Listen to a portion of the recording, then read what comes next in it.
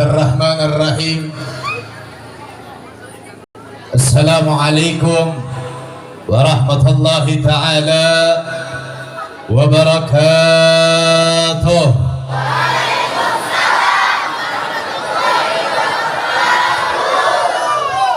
Alhamdulillah,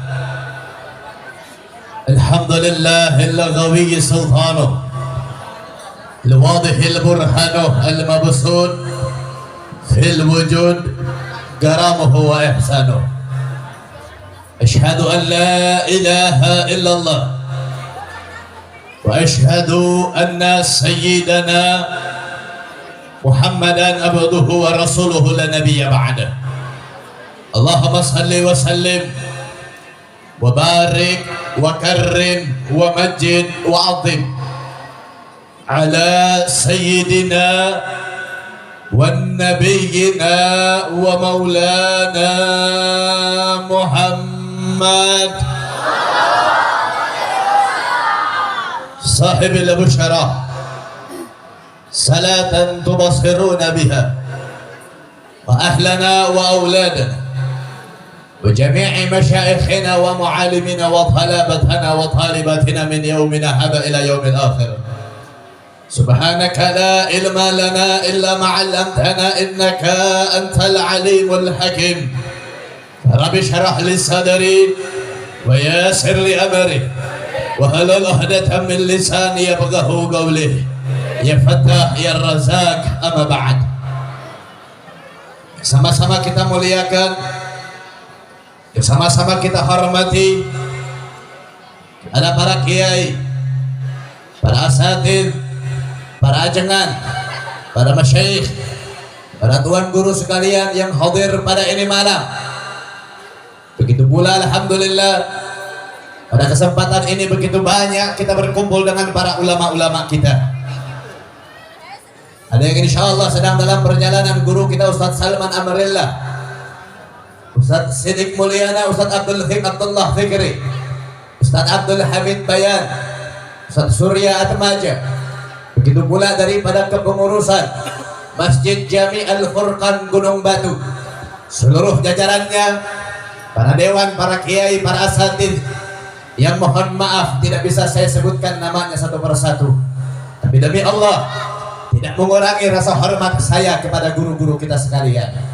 Kita doakan mudah-mudahan para ulama kita, para kiai kita, para ustadz, para ajengan, para masyayikh kita selalu senantiasa Allah panjangkan umurnya, Allah sehatkan jasmani dan rohaninya, Allah berkahkan langkah perjuangan dakwahnya. Begitu pun alhamdulillah pada ini malam kita berkumpul bersama, kita duduk bersama dengan dzurriyyatur rasul atau itratur rasul, cucuknya baginda Nabi besar Muhammad. Ada guru kita Al-Habib Muhammad Al-Haddad, Al-Habib Salim ibn Ali Al-Kaf. Begitu pula alhamdulillah saudara, pada kesempatan kali ini, pada saat ini, pada detik ini, umat Islam Indonesia mendapatkan sebuah kabar gembira, yakni dengan bebasnya imam besar umat Islam Al-Habib Muhammad Rizik bin Husain bin Syihab. Kita doakan mudah-mudahan imam besar kita selalu dijaga oleh Allah Subhanahu wa taala, dimenangkan dalam setiap langkah perjuangan dakwahnya, dihancurkan daripada musuh-musuhnya. Begitupun saudara, kita mendapatkan sebuah kabar yang membuat hati umat Islam sedih dan membuat hati umat Islam geram, yakni dengan tuntutan yang diterima oleh guru kita Sayyidil Habib Bahar bin Ali bin Smith, yang mana beliau kemarin dituntut oleh jaksa penuntut umum dengan 5 tahun penjara. Tapi itu bukan sebuah kepastian saudara, karena nanti akan ada sidang putusan, dan kita doakan mudah-mudahan Habib Bahar dibebaskan oleh Allah Subhanahu wa taala. Mudah-mudahan Habib Bahar dimenangkan oleh Allah Subhanahu wa taala. Amin ya rabbal alamin. Begitupun pula kepada para aparatur pemerintah kita, dari jajaran RT RW lurah, aparatur keamanan sipil ataupun non sipilnya, dan juga salam penghormatan saya sampaikan khusus saya berikan khusus kepada seluruh jamaat hadirin wal hadirat, muslimin wal muslimat, mu'minin wal mu'minat yang hadir pada ini malam, yang berkumpul bersama pada ini tempat, yang dari dimulainya acara sampai detik ini kita bersama-sama mengagungkan Allah Subhanahu wa taala. Kita bersama-sama memuliakan Allah, kita mengagungkan Allah, kita membesarkan Allah. Semua angkat tangannya kita bermunajat meminta kepada Allah. Mudah-mudahan dengan keberkahannya kita berkumpul pada ini malam, dengan kemuliaannya kita berkumpul pada ini tempat. Mudah-mudahan tidaklah kita pulang dari ini malam, tidaklah kita pulang dari ini tempat kecuali seluruh dosa-dosa kita diampuni oleh Allah Subhanahu wa taala. Dosa keluarga kita diampuni oleh Allah, dosa ibu dan bapak kita diampuni oleh Allah. Yang sedang sakit mudah-mudahan Allah angkat penyakitnya, yang sedang susah Allah berikan kebahagiaan kepadanya, yang belum menikah Allah pertemukan jodoh saleh salehah, yang belum punya anak Allah berikan anak keturunan saleh salehah. Dan kita minta kepada Allah mudah-mudahan nanti ketika kita meninggal Allah cabut nyawa kita dalam keadaan husnul khatimah. Amin ya rabbal. Saudara, ini sebelum saya mulai, kita punya guru masih dalam perjalanan, khorimnya masih ada, guru kitanya masih ada yang insya Allah akan menyampaikan ilmu agama, menyampaikan ayat suci Al-Quran. Saya tanya, ini acara kira-kira sampai tengah malam siap? Kurang kompak, kurang semangat, kira-kira sampai tengah malam siap? Betul? Angkat semua tangannya, takbir. Sallu ala Nabi Muhammad. Alhamdulillah, segala puja beserta puji kita haturkan ke hadirat Allah Subhanahu wa taala. Huwallahul Jalil Akbar. Dialah Allah yang maha besar, yang besar atas segalanya, besar di langit dan juga di bumi. Begitupun dialah Allah yang maha berkuasa, yang maha perkasa, berkuasa atas segala kehendaknya, berkuasa atas segala ciptaannya, berkuasa atas segala hal. Maka jika ada yang berkuasa kecuali Allah itu lemah tiada daya. Begitupun dialah Allah yang maha kaya, yang memberikan kepada saya dan juga kalian berbagai macam nikmat yang kita dapatkan dari lahir di alam muka bumi sampai detik ini. Dari nikmat sehat walafiat, dari nikmat kita bisa menghadiri acara pada malam hari ini, dan juga nikmat yang khusus yaitu nikmatul Islam, nikmatul iman, nikmatul ihsan, sehingga pada kesempatan kali ini kita masih bisa bertakwa beriman kepada Allah Subhanahu wa taala. Begitupun saudara, nikmat Allah menjadikan kita semua makhluk-makhluk, hamba-hamba yang dimuliakan oleh Allah Subhanahu wa taala. Tapi saudara, di dalam garis ini perlu kita jadikan sebuah pembahasan, yakni semua yang berkumpul pada ini malam dimuliakan oleh Allah bukan karena Islam yang kita peluk, bukan karena iman yang kita punya, bukan karena ihsan yang kita dambakan, begitupun bukan karena harta yang kita miliki. Karena sejatinya harta, tahta, pangkat, jabatan tidak membuat kita mulia di sisi Allah Subhanahu wa taala. Bahkan kalau menurut kalian ada sebuah perkara yang membuat manusia itu mulia, yakni perkara ilmu, perkara agama, perkara ilmu agama yang membuat ustaz, membuat ajengan, membuat kiai, membuat habib itu mulia. Tapi kalau jawaban saya, perkara tersebut hanya membuat itu orang mulia di hadapan manusia, bukan mulia di hadapan Allah Subhanahu wa taala. Karena sejatinya ilmu bisa mengangkat derajat kita kepada Allah, begitupun bisa menjerumuskan kita ke dalam nerakanya Allah Subhanahu wa taala. Sebagaimana di dalam kitab Safwatus Subat di syair yang ke-8 disebutkan, fa'alimun bi'ilmihi lam ya'malan mu'adzabun min qabli ubadil wathan. Seorang alim ulama, seorang kiai, seorang ustadz, seorang ajengan, seorang habib, mereka yang punya ilmu, seorang santri, mereka yang belajar ilmu, ketika ilmu tersebut lam ya'malan, tidak diamalkan, tidak didawamkan, tidak dikerjakan, mu'adzabun min qabli ubadil wathan, akan diazab oleh Allah min qabli ubadil wathan, sebelum penyembah berhala yang mereka kafir, yang mereka murtad, yang mereka menolak daripada ajaran Allah Subhanahu wa taala. Na'udzubillahi min. Maka dengan itu mudah-mudahan ilmu yang kita dapatkan pada kesempatan kali ini, ilmu yang kita peroleh pada malam ini, ilmu yang kita pelajari dari kemarin, dari dulu, dari belajar kita di pondok, mudah-mudahan ilmu tersebut Allah jadikan ilmu yang bermanfaat dunia dan akhirat, saudara. Amin ya rabbal. Lantas Habib, kita ini mulia karena apa? Kita dimuliakan karena perkara apa? Jawaban saya cuma satu, alladzi ma ta'allaq bin Nabi sallallahu alaihi wasallam akramahullah fi dunya wal akhirah. Apapun perkaranya, apapun ceritanya, apapun kaitannya, terikatlah dia kepada baginda Nabi, bersandang dia kepada baginda Rasul, maka itu akan menjadikan kemuliaan baginya di dunia wal akhirah, di dunia dan di akhiratnya, saudara. Sebagaimana kita ada sebuah penjelasan, ini sebuah pembelajaran bisa kita ambil di dalam kitab Hasyiah Syarwani ala Tuhfatul Muhtaj.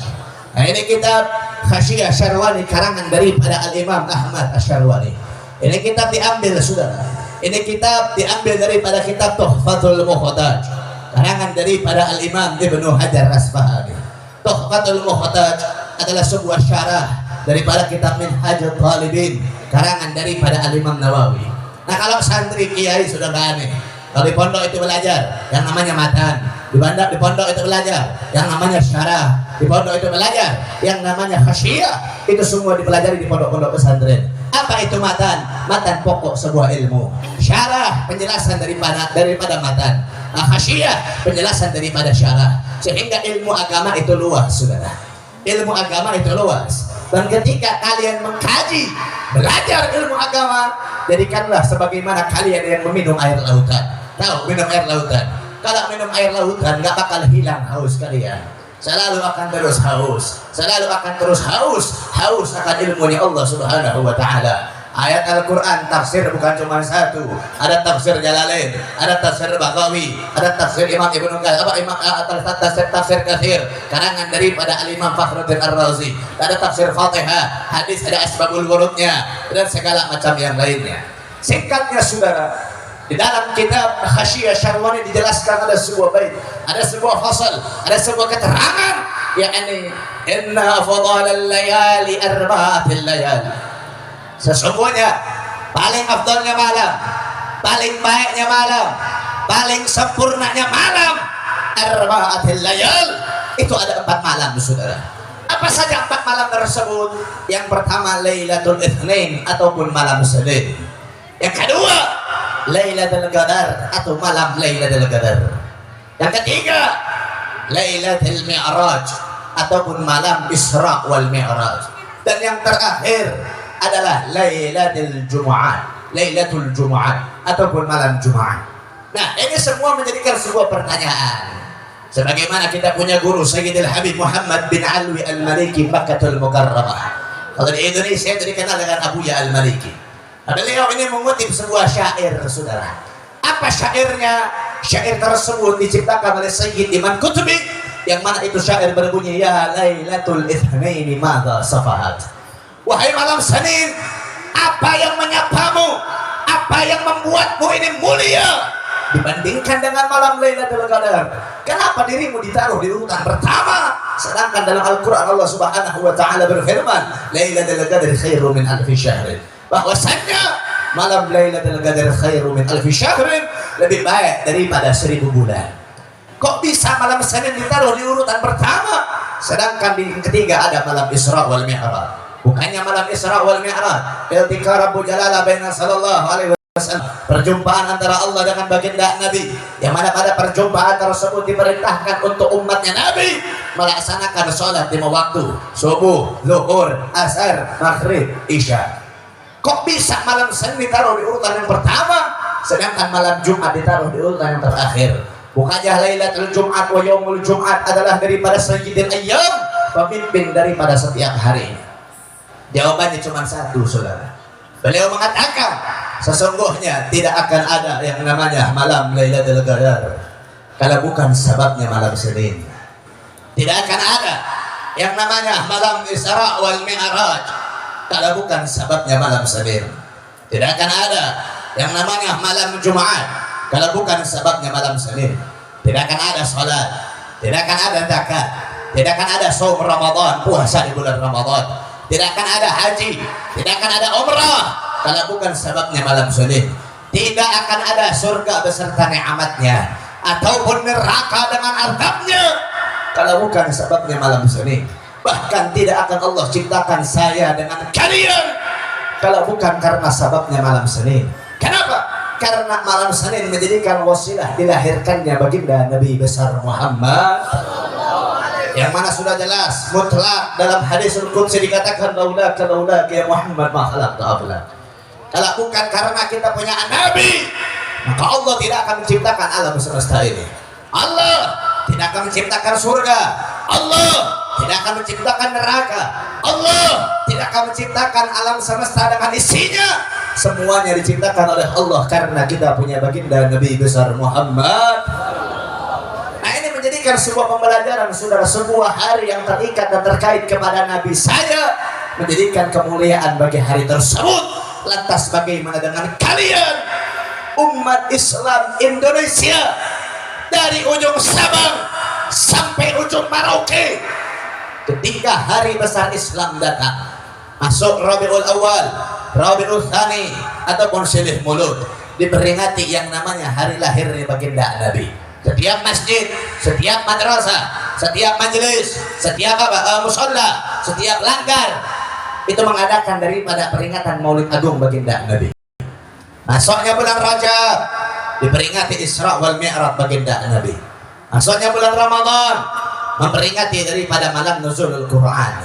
Masuknya Idul Adha kemarin, kita sama-sama bagi yang mampu berkorban.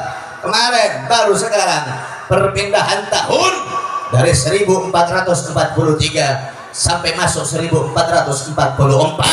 kita semua memperingati daripada yang namanya tahun baru Islam, dan semuanya itu diadakan setiap kampung, setiap kota, setiap daerah, setiap wilayah mengadakan daripada acara-acara tersebut. Kenapa mereka mengadakannya? Kenapa mereka merayakannya? Tidak lain tidak bukan untuk membuktikan kecintaan kita kepada baginda Nabi besar Muhammad sallallahu alaihi wasallam. Maka saudara, ini semua menjadikan sebuah perkara kita terikat kepada baginda Nabi.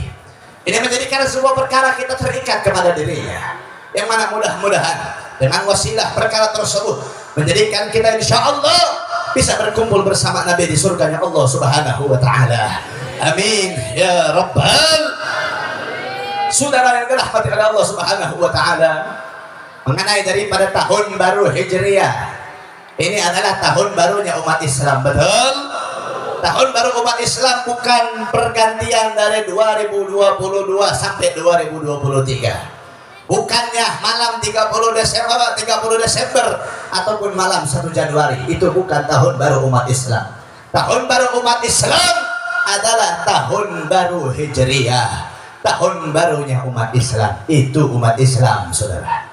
Nah, tahun baru umat Islam ini itu banyak disebutkan oleh para ulama-ulama kita. Salah satunya dalam kitab Tarikh Al-Imam Ibnu Jarir At-Tabari. Begitupun di dalam kitab Syairul Alam An-Nubulah, karangan daripada Al-Imam Al-Zahabi, yang mana dalam kitab tersebut menerangkan bahwasannya dulu-dulu di zaman Rasul sallallahu alaihi wasallam, sampai di zaman Sayyidina Abu Bakar, sampai di zaman Sayyidina Umar, itu baru ada yang namanya bulan-bulan saja. Ada bulan Safar, ada bulan Muharram, sebutnya Safarul Ula ada, tapi belum ada yang namanya tahun, saudara. Di zaman tersebut belum ada yang namanya tahun. Terus bagaimana untuk mengenal tahun di zaman tersebut? Tahun di zaman tersebut itu dikenal dengan yang namanya kejadian-kejadian agung yang terjadi pada tahun tersebut. Contohnya kita kenal dalam kitab Nurul Yakin, Khulasah Nurul Yakin, juz awal, nggak usah juz tinggi, juz awal. Nabi Shallallahu Alaihi Wasallam dilahirkan di tahun gajah, betul? Nah, di tahun gajah ini sebuah julukan Amul Fil. Nah, kenapa dinamakan tahun gajah? Karena pada zaman tersebut ada sebuah peristiwa yang agung, ada sebuah peristiwa yang bagus, yang besar, yakni dengan Jaisun Malikul Habasyah bin Riyadillah hadbil Ka'bah, datang pasukannya Raja Habasyah untuk menghancurkan daripada bangunan Ka'bah. Nah ini ada sebuah kejadian yang besar, maka dinamakan daripada yang namanya Amul Fil ataupun tahun gajah. Begitupun ada yang namanya Amul Amr, tahun perintah. Nah tahun perintah ini kenapa? Ada sebuah kejadian besar, karena di saat itu kita punya Nabi beserta para sahabat diperintahkan oleh Allah untuk memerangi daripada yang namanya kaum-kaum musyrikin. Begitupun daripada kejadian-kejadian yang lainnya. Nah, kalau di Indonesia contoh kemarin ada sebuah kejadian, kejadian yang besar, kejadian yang buat aku, kejadian yang mulia, terkumpulnya 7 juta umat Islam di Jakarta. Ini kejadian yang agung. Nah, berarti kalau di zaman Nabi yang belum ada tahun dinamakan apa? Tahunnya 212. Begitu kurang lebih penjelasannya, saudara.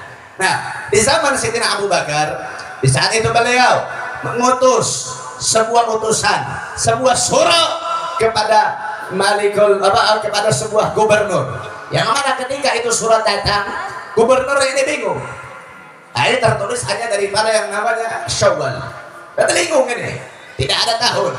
Ini Syawal madhi, Syawal muqabbil, atau Syawal yang akan datang sekarang atau nanti?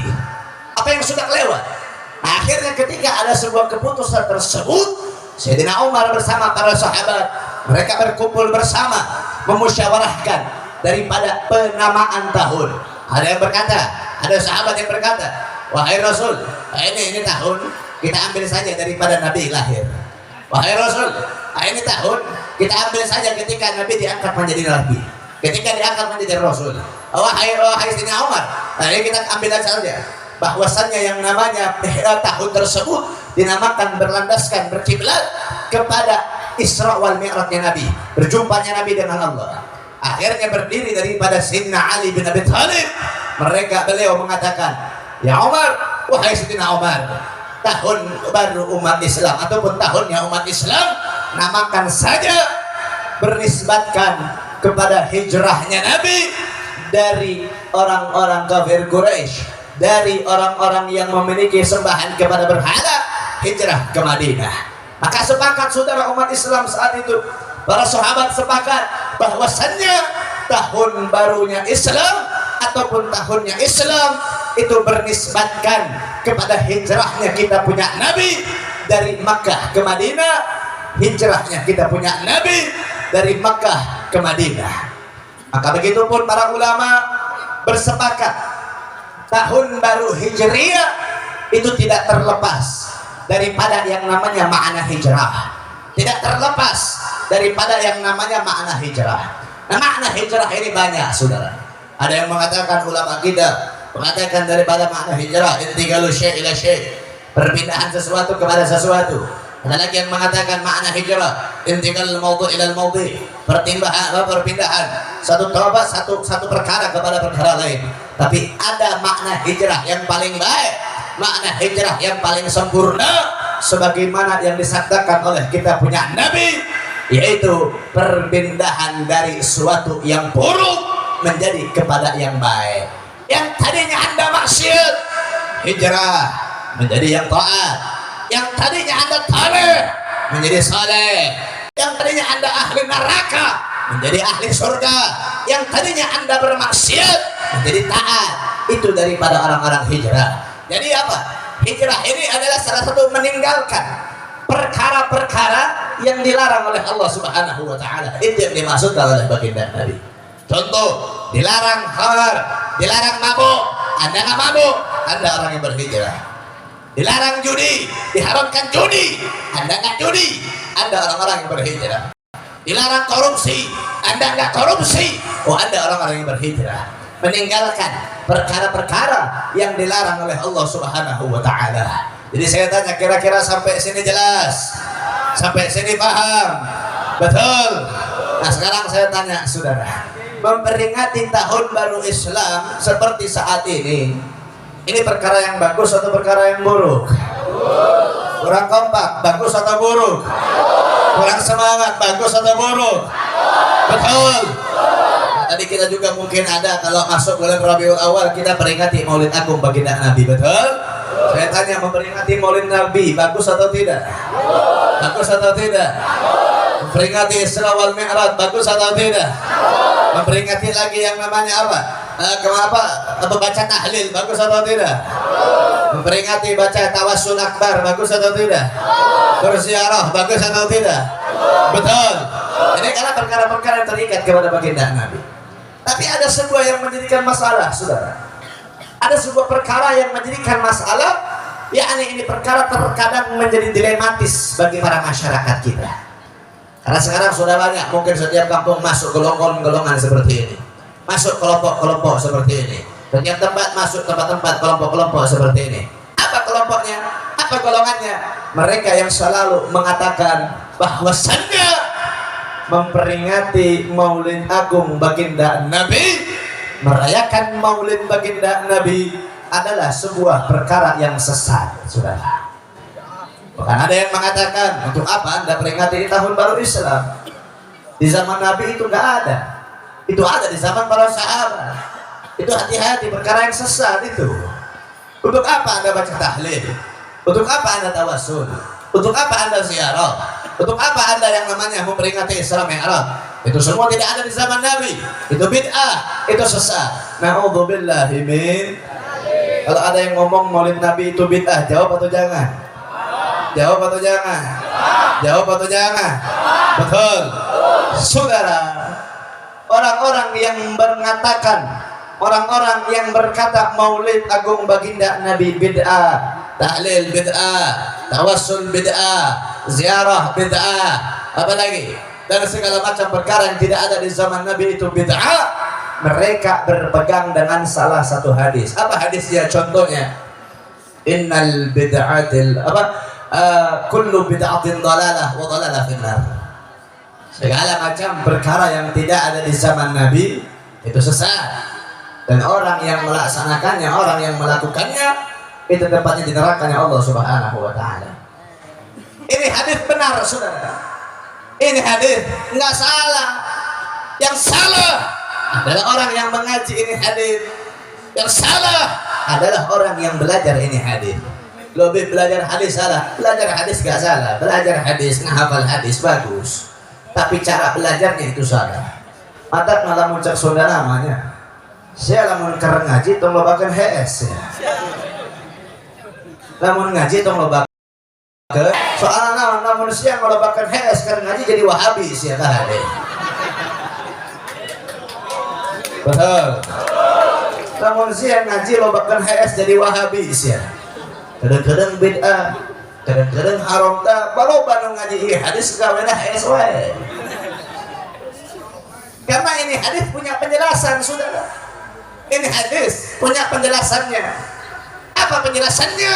Yaitu innal bid'atil furu'ain. Bid'ah itu terbagi menjadi dua bagian, dua cabang, dua furu'. Furu' yang pertama bid'atul hasanah, bid'ah yang baik. Sedangkan yang kedua itu bid'atul sayyi'ah atau bid'atul dhalalah, bid'ah yang sesat, bid'ah yang tidak baik.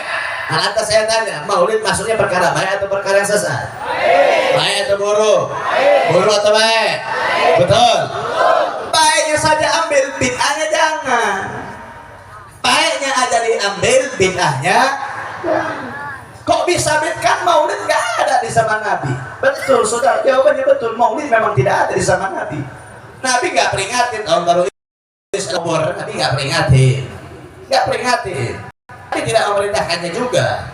Terus kok bisa itu masuk ke dalam perkara baik? Dengarkan baik-baik, tong lobakeun HS. Samun cek emang HS, tong sare-sare sih. Bahasa aja kita HS. Kok bisa Beb? Nah ini saya jelaskan. Contoh, saya ambil contoh. Apabila ada sebuah hukumul wajib, ada sebuah hukum wajib dalam agama. Nah untuk sampai kepada hukum tersebut membutuhkan wasilah, membutuhkan perantara. Nah maka wasilah ini bisa menjadi wajib karena untuk sampai kepada perkara Contohnya bagaimana? Tolong jawab yang kompak, jawab yang semangat. Bagi seorang perempuan menutup auratnya dari ujung rambut sampai ujung kaki dalam mazhab Syafi'i wajib atau sunnah? Wajib atau sunnah? Kurang kompak, kurang semangat. Wajib atau sunnah? Coba saya mau tanya sama perempuan-perempuannya, ibu-ibu ya, remako-remako, semua jawab yang kompak. Perempuannya nutup aurat dari ujung rambut sampai ujung kaki wajib atau sunnah? Benar. Saya mau pakai tiung pas pengajian hongkul. Ketinggali banget berdosa siapa?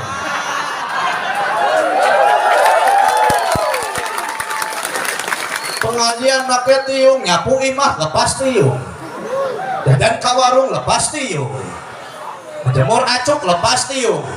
Bener tuh? Tak. Ngomong nama bepan deket. Mohon dekat sih akan rakan Allah.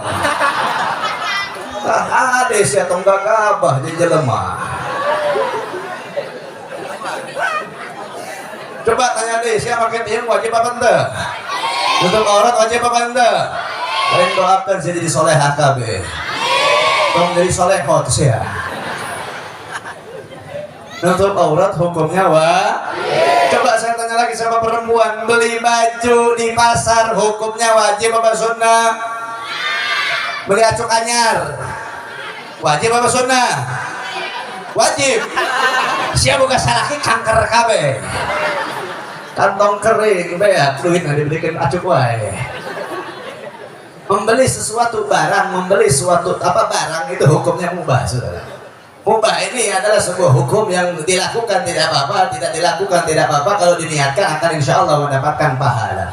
Tapi ada yang namanya taghayyurul ahkam, perubahan hukum, yang tadinya dasarnya mubah bisa berubah mutlak menjadi wajib apabila memberi pakaian digunakan untuk menutupi aurat, yang hukum menutup aurat adalah beli rok mini wajib apa ente? Benar. Boga. Ya. Saya tong ngawadul, saya ke Habib, saya culanggung, saya. Ayo.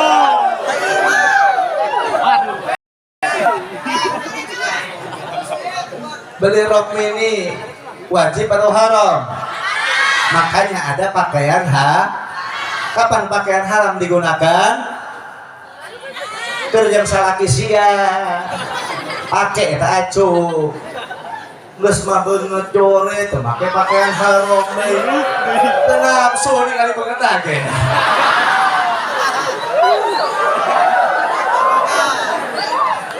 Betul.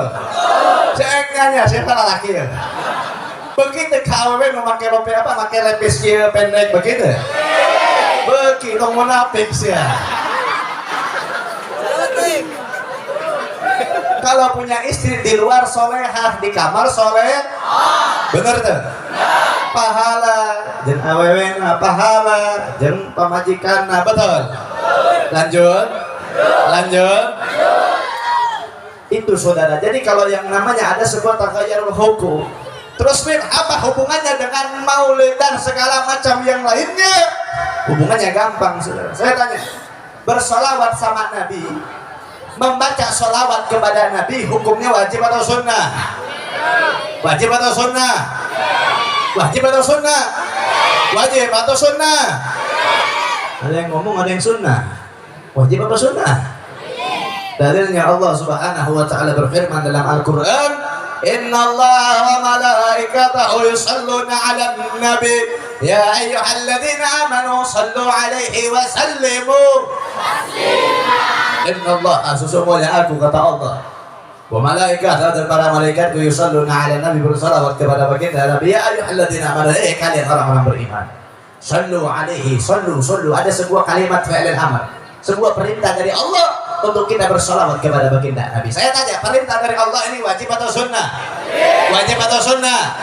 Ini membaca solawat wajib atau sunnah? Hubungan dengan maulid apa? Solawat sebuah pujian kepada baginda Nabi. Begitupun dalam kalimat-kalimat maulid. Mau itu maulidnya Sibtut Durar, mau dia ulami, mau At-Tibai, mau Barzanji, mau Syariful Anam, mau maulid azab, semuanya syair-syair yang mengagungkan dan memuliakan daripada baginda Nabi besar Muhammad.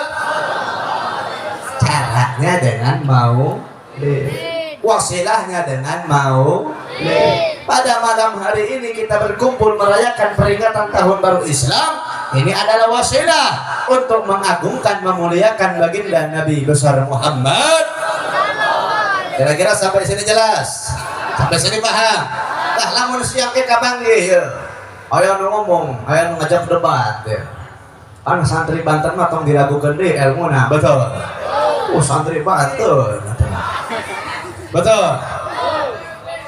Santri Banten tong diragukeun deui ka ilmuna. Cuman saya lamun ke kapanggih jeung orang-orang jelema-jelema anu ngomong maulid Nabi bid'ah entong dijawab ku dalil. Entah. Jawab kieu. Oh, jadi gitu. Maulid teh eueuh di zaman Nabi, akhirna bid'ah. Oh, nya geus atulah kitu mah nya. Berarti banget sia oge bid'ah, ada banget sia mah eueuh di zaman Nabi. Betul. Tong kara banget manehna. Banget aing ge eueuh di zaman Nabi. Aing incuna banget kos kieu eueuh di zaman Nabi. Kamu deh banget kos sia. Terus namun banget aing eueuh di zaman Nabi aing sesat gitu. Bid'ah gitu. Tidak seperti itu Besti penjelasannya. Matang ngaji sia tadi tong lobakeun HS. Kahadis yang ngaji loba HS ya, jadi Wahabi ya. Na'udzubillahi min. Saya tanya pemahaman seperti itu bahaya atau tidak? Bahaya atau tidak? Mencegah untuk kita memuliakan baginda Nabi, betul? Sekarang saya tanya, memuliakan baginda Nabi ini wajib atau tidak? Bagus atau tidak? Mulia atau tidak? Jadi saya tanya, jawab yang kompak, umat Islam yang ada di sini siap memuliakan Nabi, siap mengagungkan Nabi, siap membesarkan Nabi, betul? Angkat tangannya, takbir. Sallu ala Nabi Muhammad. Karena saudara sudah janjinya Allah, siapapun orang yang memuliakan kekasihnya, maka Allah akan muliakan orang tersebut. Begitupun sebaliknya, siapapun orang yang menghinakan kekasihnya, menistakan daripada kekasihnya, menjatuhkan derajat daripada kekasihnya, Allah akan menghinakan orang tersebut. Sebagaimana Allah berfirman dalam Al-Quran, wa makaru wa makarallahu fa innallahu khairul makirin. Siapapun orang yang makar kepada agamanya Allah, makar kepada kekasihnya Allah, makar kepada syariatnya Allah, maka Allah akan makar kepada orang tersebut. Fa innallahu khairul makirin, karena Allah sebaik-baik pemberi makar. Dan sekarang kita saat ini hidup bukan di awal zaman. Sekarang kita hidup bukan di masa ketenteraman. Sekarang kita hidup di penghujung zaman, yang mana Nabi mengatakan inna min asratis sa'ah, sesungguhnya semakin dekatnya dengan hari akhir. Yang pertama, an yurfa'u ilma, diangkat yang namanya ilmu. Nah, diangkat ilmu di sini saudara bukan kalian hafal alfiyah qala Muhammadun huwa ibnu maliki, hilang hafalan, bukan. Hafal Zubat alhamdulillahi dzil jalali, hilang hafalannya, bukan. Itu bukan diangkat ilmu. Diangkat ilmu di sini adalah diangkatnya nyawa para ulama, diangkat nyawanya para kiai, diangkat nyawanya para ustadz, diangkat nyawanya para ajengan, diangkat nyawanya para habaib. Ini yang namanya diangkat ilmu. Nah, sekarang saya tanya ulama, kiai yang meninggal banyak atau dikit sama sekarang? Banyak atau dikit? Banyak atau dikit? Dikatakan man lam yahzan bi mautil alim fa huwal munafiq. Orang-orang yang tidak bersedih akan meninggalnya seorang ulama, fa huwal munafiq. Ini orang digolongkan dalam golongan orang-orang munafik. Kok bisa, Bib? Kan kita nggak kenal dengan Ustadz Anu, kita nggak kenal dengan Ustadz Fulan, kita nggak kenal dengan Kiai Fulan. Kok ketika beliau meninggal saya harus bersedih? Kalau saya nggak bersedih saya munafik, kok bisa? Saudara, saya tanya, ketika Nabi Shallallahu Alaihi Wasallam meninggal, yang Nabi titipkan bukan harta, bukan tahta, bukan kerajaan. Yang Nabi titipkan hanya dua perkara, yaitu Al-Quran dan Sunnah. Orang-orang Banten, orang-orang sini tahu Al-Quran? Bisa baca Al-Quran? Di lahir, di orok, di Karang Projol siapa bisa baca Al-Quran? Namun ayat ini kau cium tangan bolak-balik. Aing karena belajar ke ceurik. Betul. Yang membuat kita bisa mempelajari Al-Quran, membaca Al-Quran siapa? Guru, ulama, ustadz, alif-alifan, kiai yang mengajarkan kita, oh ini halal, ini haram, ini benar, ini salah, ini hak, ini batil, ini hukum fikihnya, ini hukum sirahnya, ini nahunya, ini sorofnya, ini balaghahnya, ini manteknya, sehingga kita faham akan ilmunya Allah Subhanahu wa Ta'ala. Ada sebuah syariat laulal murabbi ma'araftu rabbi. Kalau bukan karena seorang ulama, maka itu kita tidak akan mengenal Allah Subhanahu wa Ta'ala. Jadi saya tanya, ulama jasanya besar atau tidak? Besar atau tidak? Besar atau tidak? Betul. Ulama jasanya besar, kiai jasanya besar, ustaz jasanya besar, habib jasanya besar. Maka saya tanya, kalau di kampung kita banyak ulama, bagus atau tidak? Di kampung kita banyak kiai, bagus atau tidak?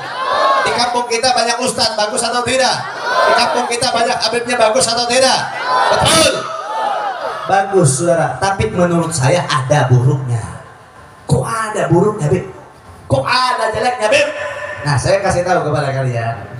Ini santri-santri semua, betul? Santri-santri semua, betul? Apalagi yang gondrong-gondrong. Mana gondrong-gondrong? Hah? Gondrong doang, dompet kagak.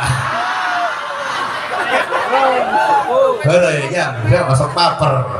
Balik gue kita curi siapa? Saya tanya di sini santri mana santri? Coba angkat tangan santri. Angkat tangan, coba.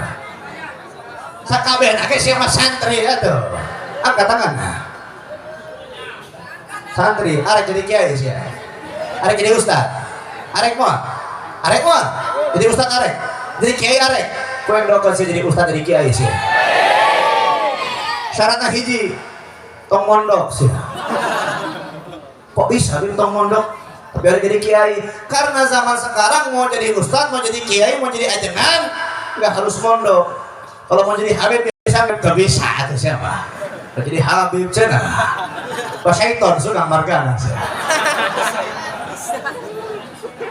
Mau jadi kiai, ustad ajengan zaman sekarang maaf beda dengan zaman dulu. Saya mondok 7 tahun, cek aing di lamun geus nyaho carana, geus nyaho taktikna, aing mah teu mondok baheula. Emang naon beb taktikna? Saya tanya, di sini ada pasar nggak? Ada pasar? Ada nggak? Datang ke pasar, sianya datang ke pasar suka.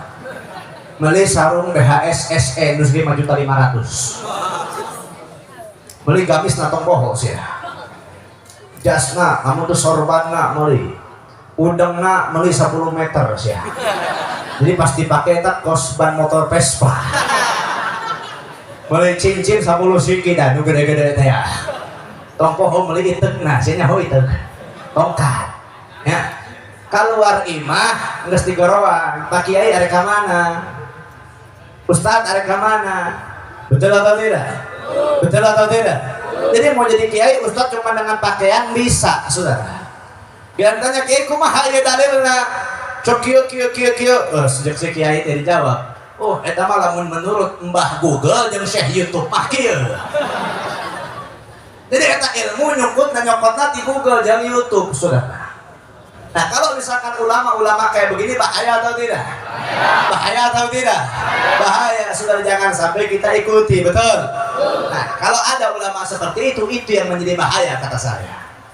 Itu yang menjadi bahaya kata saya. Karena ulama mah subhanallah, saudara, susah membedakannya. Ada yang pakaiannya sama semua. Ulama, kiai, ustad kalau nggak lepas dari sarung gamis. Kalau nggak gamis ada yang pakai mungkin celana, koko atau segala macam yang lainnya. Jadi susah membedakannya. Terus kalau membedakannya gimana, Beb? Gampang kalau membedakannya. Gampang. Ada ulama, saudara, yang pertama, ini ulama beneran. Ulama beneran. Yang kedua, itu ulama-ulamaan. Nah, kalau ulama beneran itu ngajak kita masuk dalam surga beneran. Berimannya sama Allah, berimannya sama Nabi, menghidupkan agama, itu ulama beneran. Tapi kalau ulama-ulamaan, ulama bohongan, imannya bukan sama Allah, imannya bukan sama Nabi, imannya bukan sama Rasul, terus imannya kepada siapa, Bib? Imanuhum fi amplopihim. Nah, si amplop. Nah, namun ke amplop aya hiji deui. imanuhum fi besetihim. ABC. Nah ini macam jametnya. Nah sekarang saya tanya, ulama yang imannya sama amplop isinya naon? Duit. Saha atau butuh duit? Butuh duitnya sih ya? Butuh tuh. Pak Ustadz butuh duit tuh? Butuh, sakabeh jelema butuh duit, aing butuh duit. Boga anak arek sekolah kudu make duit. Arek SD kudu make duit. Arek SMP kudu make, arek kuliah kudu make, arek meuli motor kudu make, arek meuli mobil kudu make. Naon, money is everything. Duit itu segalanya. Mau apapun sekarang pakai duit. Nah, yang bahaya kalau sudah ulama butuhnya bukan kepada Allah, tapi butuhnya sama dunia. Butuhnya sama duit. Butuhnya apa? Sama perkara-perkara dunia. Ini yang dikatakan oleh Nabi. Yang pertama tadi an yurfa'u ilma, yang kedua wa yuzharu jahalun. Tampak yang namanya kebodohan. Tampak yang namanya kebodohan. Nah, tampak kebodohan di sini bukan berarti banyak orang nggak bisa baca, nggak bisa hitung, nggak bisa perkalian, bukan. Tapi tampak kebodohan di sini banyak orang yang mengaku pintar, tapi dirinya adalah orang bodoh. Banyak orang yang tahu itu benar, tapi dia lebih suka dengan yang salah. Dia tahu ini halal, dia lebih suka dengan yang haram. Dia tahu ini hak, tapi dia lebih suka dengan yang batil. Bahkan memutarbalikkan fakta dalam agama Islam, saudara. Itu yang terjadi di zaman sekarang. Itu yang terjadi saat ini. Sampai-sampai apa, saudara? Maaf, dari kemarin sampai detik ini, dari tahun 2016 sampai detik ini, begitu banyak penghinaan kepada Nabi. Betul atau tidak? Begitu banyak penghinaan kepada agama, penghinaan kepada syariat. Gak ada yang bilang begini. Ya nggak apa-apa lah, kita nggak usah marah. Islam itu kan agamanya rahmatan lil alamin, rahmat bagi seluruh alam. Kita nggak usah marah, biarkan saja Allah yang balas. Biarkan saja mereka menghina agama. Jangan sampai kita membalas. Ada apa lagi? Sampai yang mengikuti ajaran agama lain dengan alasan rahmatan lil alamin, mendukung ibadah agama lain dengan alasan rahmatan lil alamin, mendukung daripada ajaran-ajaran lain dengan alasan rahmatan lil alamin. Na'udzubillahi min rahmatan lil alamin. Ini punya batas, saudara. Rahmatan lil alamin itu punya batas. Apa batasnya? Lakum dinukum, agamamu, agamaku. Itu batas rahmatan lil alamin. Jangan sampai kelewat batas, apalagi sampai melegalitaskan, apalagi sampai membenarkan ajaran-ajaran agama lain. Na'udzubillahi min. Sampai ada orang yang hina Nabi, hina Allah, hina syariat, hina daripada ajaran-ajaran Islam. Ada lagi yang ngomong, sudahlah kalau Allah dihina kita gak usah bela. Apa kita gak usah bela Allah? Allah tuh gak perlu dibela. Allah kan maha besar, Allah kan maha agung, Allah kan maha bisa. Jadi gak usah bela Allah. Lihat dalam Al-Quran, saudara, kalau ada orang yang mengatakan tidak usah bela Allah, dia gak ngaji Al-Quran, dia gak beriman sama Al-Quran. Yang mana Al-Quran berfirman, in tansurullaha yansurkum wa yutsabbit aqdamakum. Allah berfirman, in tansurullaha yansurkum wa yutsabbit aqdamakum. Tolong agamanya Allah. Kalau kalian menolong agamanya Allah, Allah akan kuatkan langkah kaki kalian dalam menolong agamanya Allah Subhanahu wa taala. Ada lagi yang ngomong, oh kemarin ketika Nabi dihina, untuk apa itu kiai-kiai, ustaz-ustaz, Habib-Habib itu, Habib Rizik, apalagi banyak Habib-Habib, Al-Quran dihina sampai bikin acara. Ngapain itu? Gak perlu mengadakan seperti itu. Nabi dihina gak usah dibela. Kan Nabi juga dulu waktu dicaci kan Nabi gak marah. Nabi kan dulu waktu dilempar batu sampai gigi rahangnya Nabi berdarah, Nabi kan gak marah. Udah biarkan saja lah, gak usah kita bela agama. Cukup saja kita ibadah, cukup saja kita sholat, cukup saja kita zakat, cukup saja kita beriman kepada Allah. Gak usah kita ikut-ikutan seperti itu. Na'udzubillahi min. Jadi kalau ada yang berfatwa seperti itu, jawab atau jangan? Jawab atau jangan? Saudara, dulu ketika Nabi dihina, Nabi gak marah, itu betul adanya. Nabi dikasih, Nabi tidak membalas, itu betul adanya. bahkan sampai Nabi dilempar batu, sampai gigi gerahamnya Nabi berdarah, Nabi nggak balas daripada perbuatan tersebut. Itu kalau dirinya Nabi yang dicaci. Itu kalau dirinya Nabi yang dinistakan. Beda urusannya kalau agama yang sudah dihinakan, agama yang sudah dinistakan. Nabi adalah orang yang pertama kali turun di medan peperangan untuk membela agamanya Allah Subhanahu wa Ta'ala. Jadi saya memberikan sebuah pembelajaran kepada kalian. Kalau seandainya kalian mau hina saya, silahkan. Mau caci maki, silahkan caci saya. Mau fitnah saya, silahkan. Mau intimidasi, silahkan. Tapi satu syarat dari saya, jangan engkau hina Allah, jangan engkau hina Nabi, jangan engkau hina syariat, jangan engkau hina agama. Kalau sudah main sama agama, saya yang akan melawan kalian sampai titik darah penghabisan. Sudah. Oh, Habibnya radikal. Oh, Habibnya intoleran. Wah, anak buahnya Habib Rizik ini. Wah, Habib Rizik ini betul nih mengajarkan kebencian. Oh, Habib Rizik mengajarkan kebencian. Wah, ini muridnya juga nih mengajarkan kebencian. Jawab atau jangan? Jawab atau jangan? Betul, betul. Saudara, kami tidak pernah mengajarkan kebencian kepada kalian. Sampai ada yang bilang, oh, Habib Rizik itu adalah orang-orang yang menentang pemerintahan yang sah. Bukannya dalam madhab Syafi'i itu adalah hukumnya haram menentang pemerintahan yang sah. Jawaban saya, betul. Dalam madhab Syafi'i, umat Islam haram hukumnya untuk menentang pemerintahan yang sah.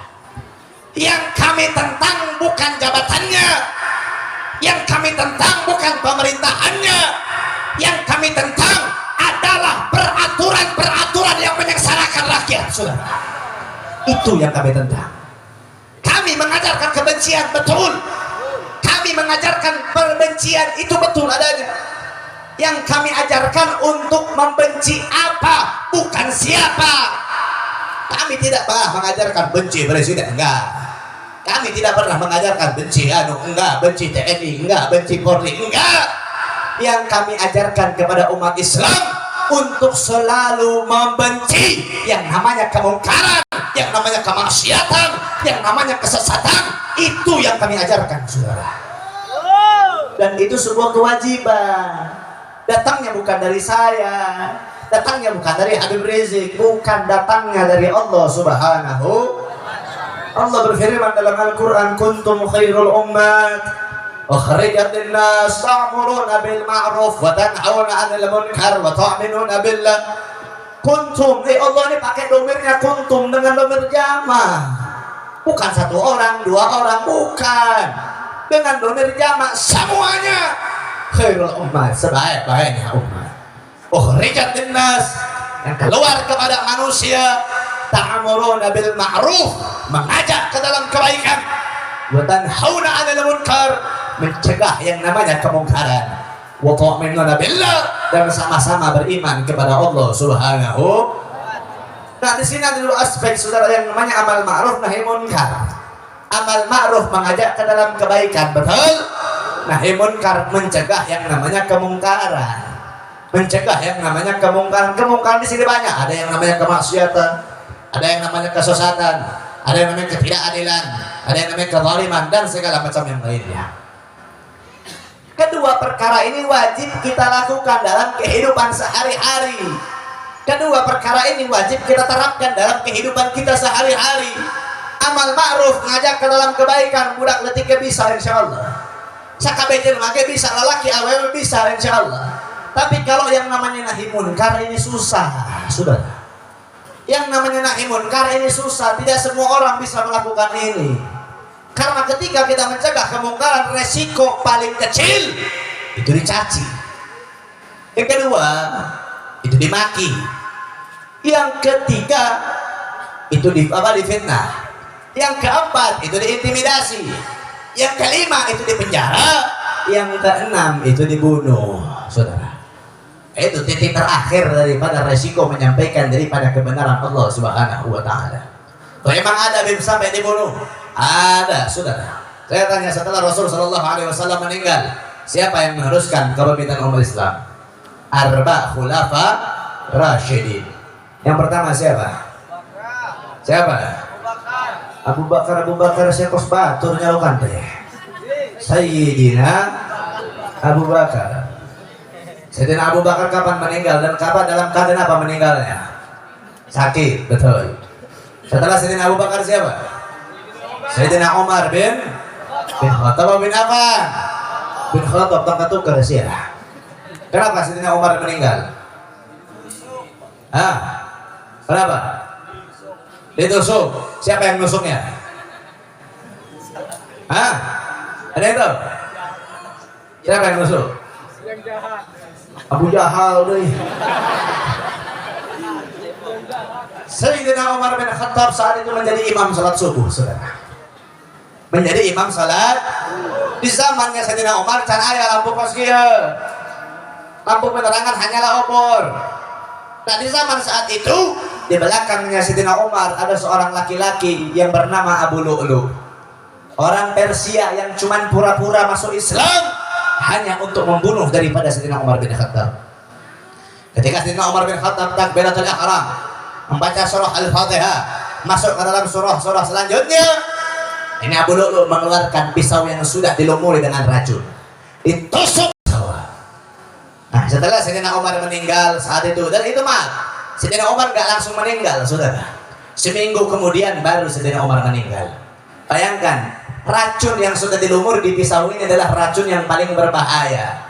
Kalau orang setetes saja sudah masuk dalam anggota tubuhnya, saya nggak pakai waktu sejam, menit langsung meninggal. Sayyidina Umar seminggu, saudara, bertahan beliau. Kenapa? Sayyidina Umar bayangannya aja jin kabur, bayangannya aja syaitan kabur. Saking begitu kuatnya dalam agamanya Allah Subhanahu wa taala. Setelah Sayyidina Umar siapa? Sayyidina Utsman, saya kos baturnya lo katanya. Kos batur aja mati. Kos deket, saya pernah ngopi lain yang beliau. Sayyidina Utsman bin Affan, kenapa meninggalnya? Ada yang tahu? Dibunuhnya dengan cara apa? Ditusuk apa bukan? Dipenggal? Salah. Sayyidina Utsman bin Affan saat itu sedang pada hari Jumat, sedang membaca surah Al-Kahfi. Nah, datanglah di rumahnya itu dijaga oleh Sayyidina Hasan dan juga Sayyidina Husain. Dijaga oleh beliau nih, dua. Nah, di atasnya itu ada orang yang menyelinap, kaum Khawarij.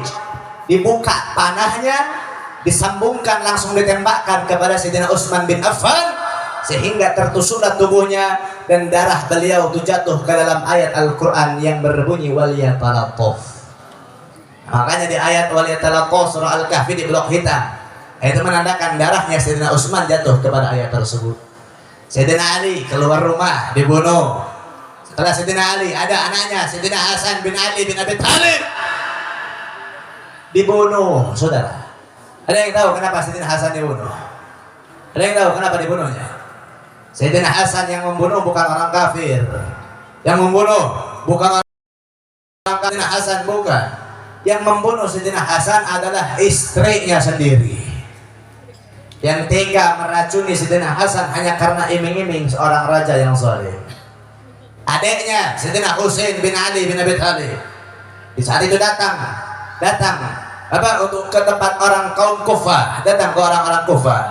Sebelum sampai di Kufah berhenti di padang Karbala, saudara. Di saat di padang Karbala dihadang oleh pasukan Yazid bin Muawiyah untuk memenggal kepala Sayyidina Husain, untuk membunuh Sayyidina Husain. Dan saat itu Sayyidina Husain terbunuh, kepala dengan jasadnya terpisah. Kenapa Sayyidina Husain dibunuh? Karena hasudan daripada Yazid bin Muawiyah. Yazid bin Muawiyah ini khalifah saat itu. Sebelum Yazid bin Muawiyah adalah Muawiyah ayahnya. Nah, Muawiyah diturunkan kepada anaknya Yazid bin Muawiyah, dan saat itu Yazid melegalitaskan khamar. melegalitaskan yang diharamkan oleh Allah, menghalalkan yang diharamkan oleh Allah, sehingga Sayyidina Husain sendiri lantang berdiri tegak untuk melawan daripada Yazid. Langsung diomongin, oh Sayyidina Husain melawan pemerintahan, melawan Amirul Mukminin, melawan daripada pemimpin umat Islam, darahnya halal untuk dibunuh, dihasut seluruh umat, akhirnya dibunuh Sayyidina Husain. Padahal yang dilakukan oleh Sayyidina Husain bukan menentang daripada pemerintahannya, tapi yang ditentang adalah daripada perilakuan Yazid bin Muawiyah yang menghalalkan khamar, saudara. Dan itu terjadi di zaman sekarang, kembali lagi terjadi. Kalau dulu Sayyidina Husain cucunya baginda Nabi yang dipenggal kepalanya, kalau sekarang kita menyaksikan cucunya baginda Nabi yang dipenjara, saudara.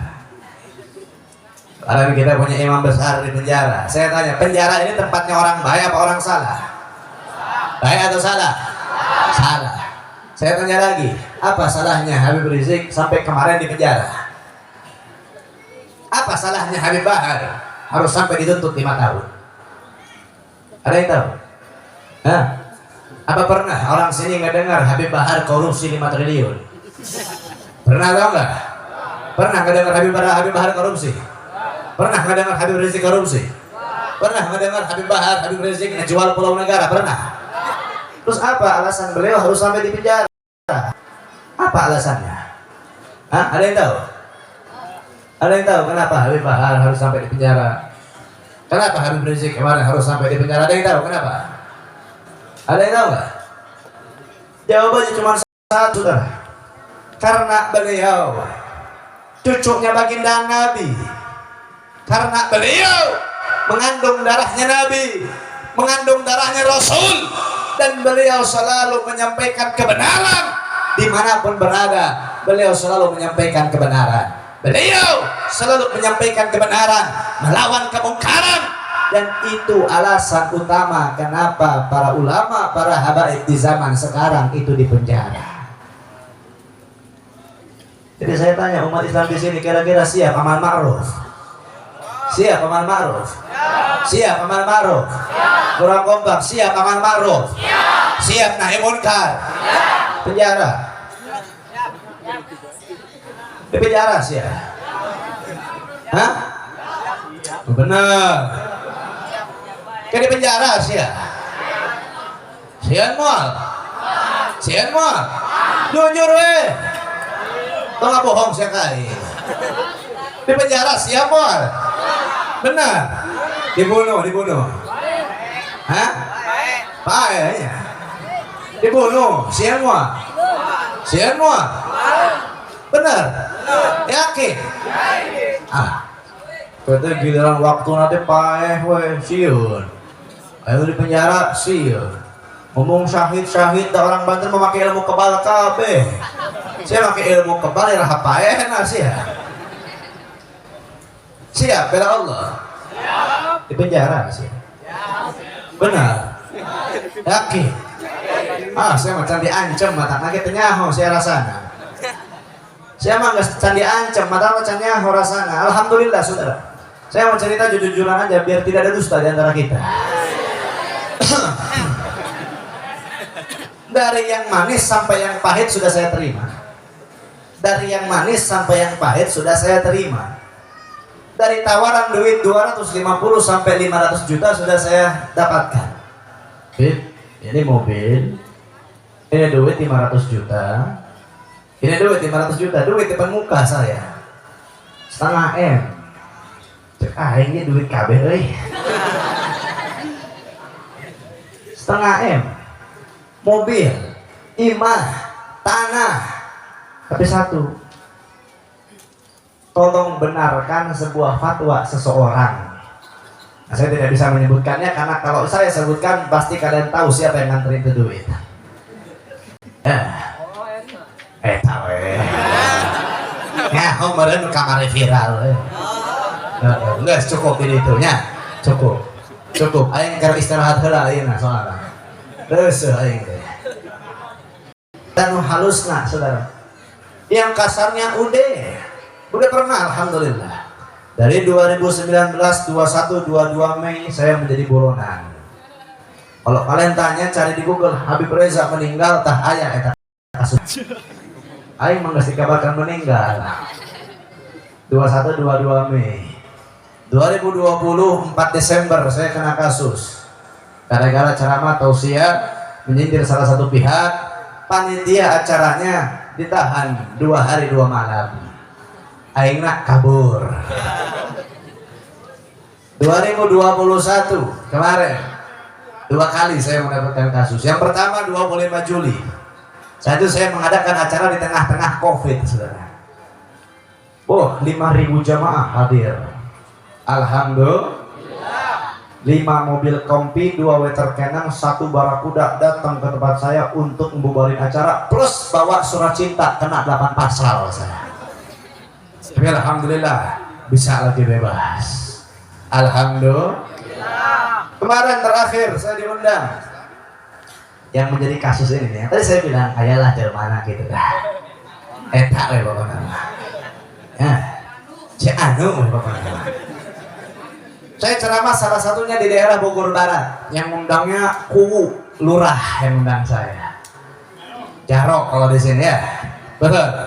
Nah, ngundang saya Jarok, nggak lama besoknya itu Jarok dilepas di jabatan, saudara, dimutasi. Ancaman ke saya pun ada, tapi alhamdulillah sampai detik ini tidak ada kata berhenti untuk saya menyampaikan kebenaran. Diancam enggeus, halus enggeus, jelemana bingung deh kumaha ieu teh. Amun yang di penjara semakin nyata, berarti negara Indonesia sekarang benci sama ulama, betul. Kalau semakin banyak ulama di penjara berarti menandakan bahwa pemimpinnya sekarang benci sama ulama, betul. Dan sekarang saudara, kalau seandainya pun saya di penjara nggak bakal takut, nggak bakal melempem. Karena ketika saya keluar dari pondok pesantren, yang keluar dari mulut saya pertama kali cuma satu, ya Allah saya hibahkan hidup dan mati saya untukmu. Itu yang saya bilang ketika pertama kali saya keluar pondok. Dan gak ada lagi rasa takut buat saya. Tidak ada lagi rasa takut untuk saya. Diancam alhamdulillah pernah, diintimidasi pernah, dipersekusi pernah, digolok depan muka pun alhamdulillah pernah. Dan mereka nggak tahu, yang ngancam saya mereka nggak tahu. Siapa saya mereka nggak tahu. Habib Reza, pejuang nih bos, senggol dong. Tepuk tangan dulu dong.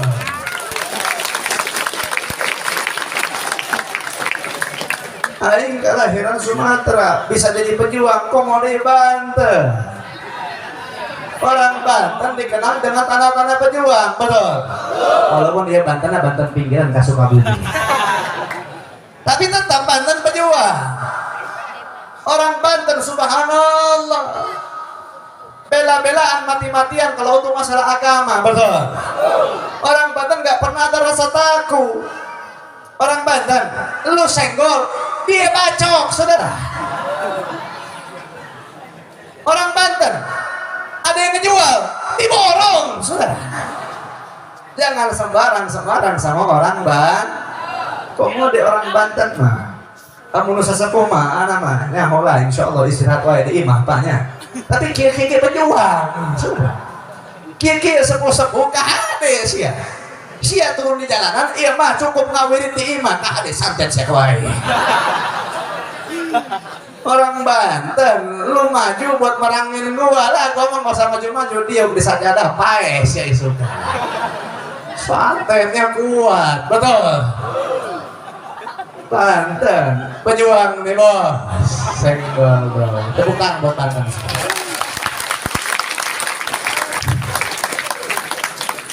Sekarang saya tanya umat Islam sini cinta sama Habib Rizik? Cinta sama Habib Rizik? Kalau seandainya Habib Rizik mengomandokan sesuatu untuk revolusi akhlak, siap revolusi akhlak? Siap revolusi akhlak? Nanti di penjara, nanti di penjara, siap di penjara, siap dibunuh untuk menyampaikan kebenaran, siap. Betul. Semua angkat tangannya, takbir. Sallu ala Nabi Muhammad. Sallu ala Nabi Muhammad. Lanjut mual. Lanjut mual. Lanjut mual. Setengah 11. Tengah sebelah. Tengah sebelah. Tunduk. Lapar. Benar. Ayo males. Cuma senggol dong. Lamun perkara masalah kemungkaran, mas senggol dong, saudara. Tapi lamun perkara lese mah, nu bisa ngadustakeun eta mah. Awak lese. Ciamis, benar. Aing di Ciamis kamari mangkat ka Jampang heula, saudara. Kamari penting isi di Jampang, daerah Geopar. Nepi di mangkat di Ciamis teh ba'da subuh.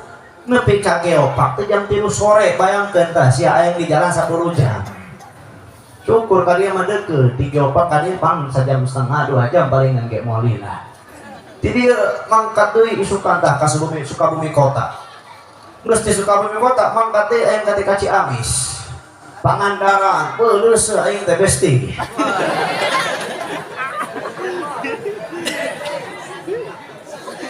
Nah, lanjut mual. Bener. Oke lamun arek ngundang aing deui siapkeun hadrohnya. Rame ieu mah hadroh teh. Bingung arek qasidah teh, betul. Tadi saya mau ngajak qasidah. Kita buktikan umat Islam yang ada di sini setia sama Habib Bahar, betul?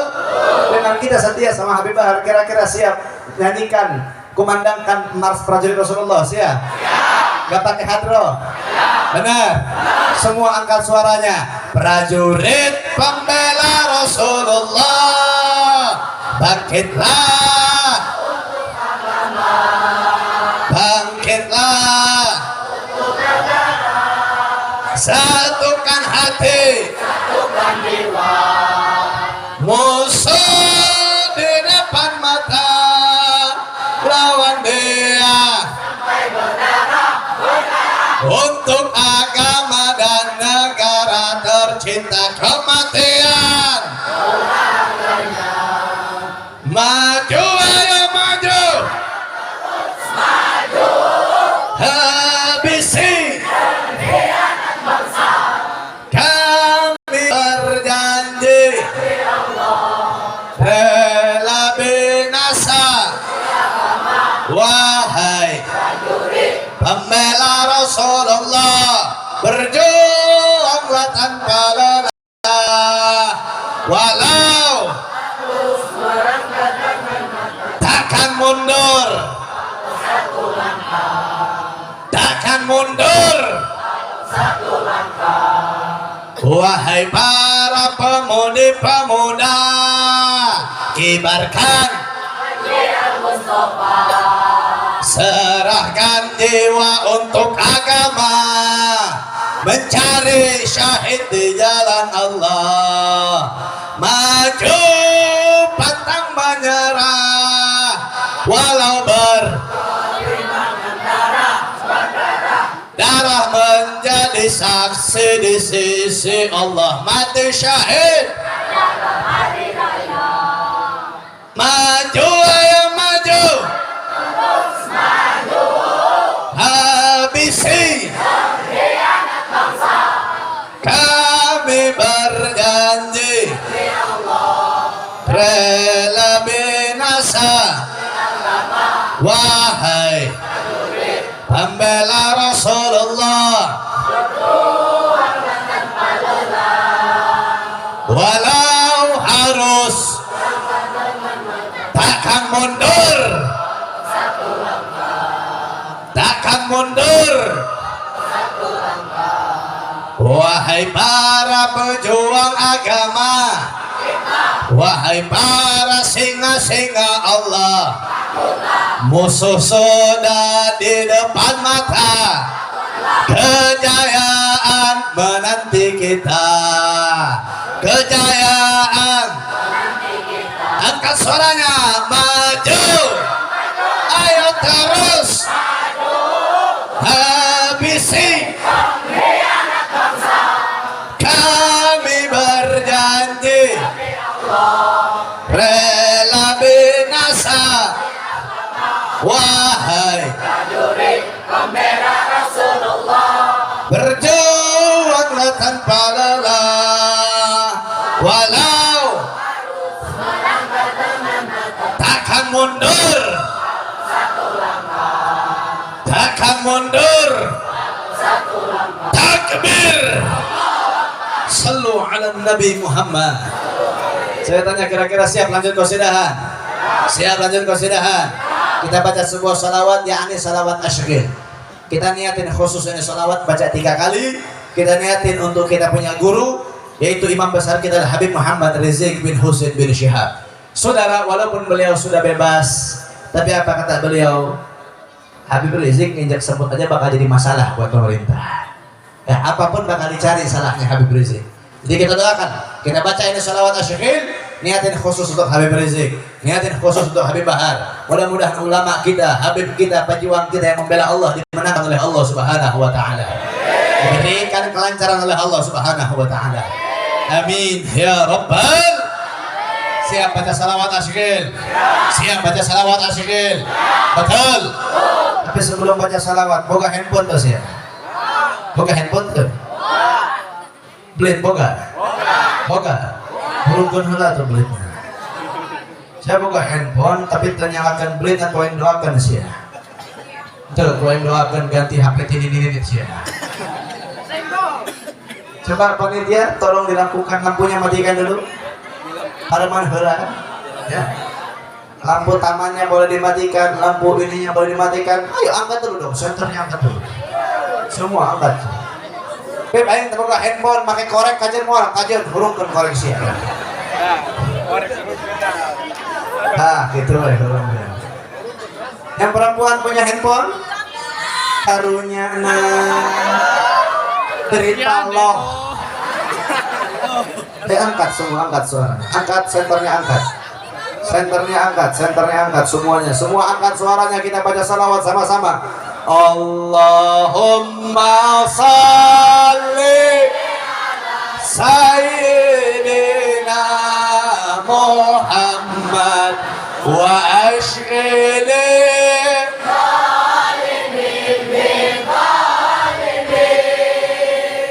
Allahumma salli ala Sayyidina Muhammad wa ashghili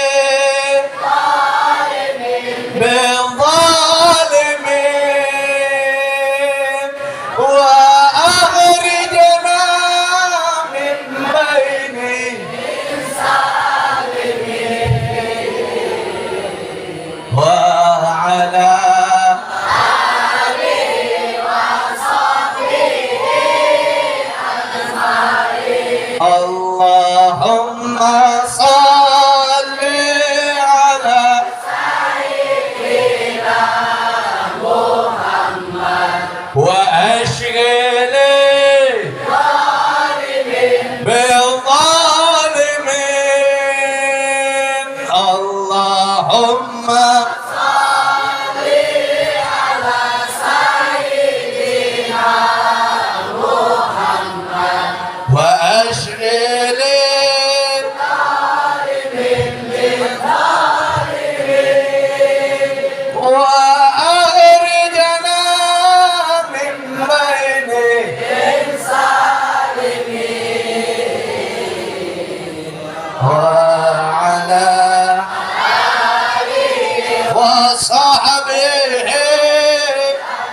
terakhir lebih semangat lagi. Allahumma salli ala Sayyidina Muhammad wa ashghili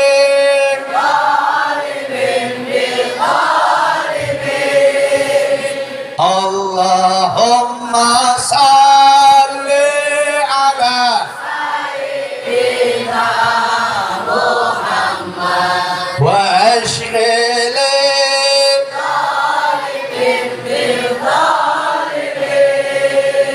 wa akhrijna min bainihim wa ala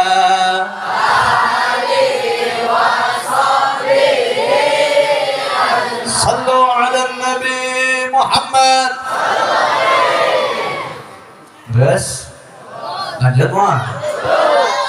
Orang Banten pejuang semua, betul. Santrinya sudah pasti berjuang semua, betul? Santri Banten siap mati buat ulamanya, siap mati buat kiainya, benar? Kudu diuji santri Banten.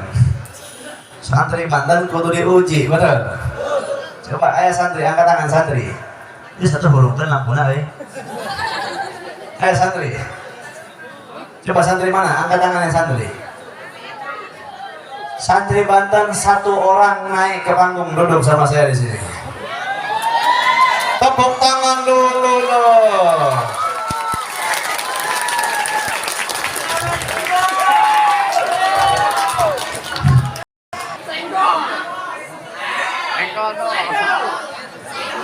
Sia aing nyaho sia selebel sia korban JJ sia.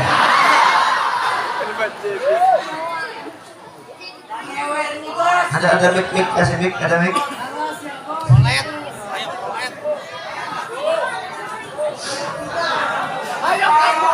Tah, kancaan mah beunahnya.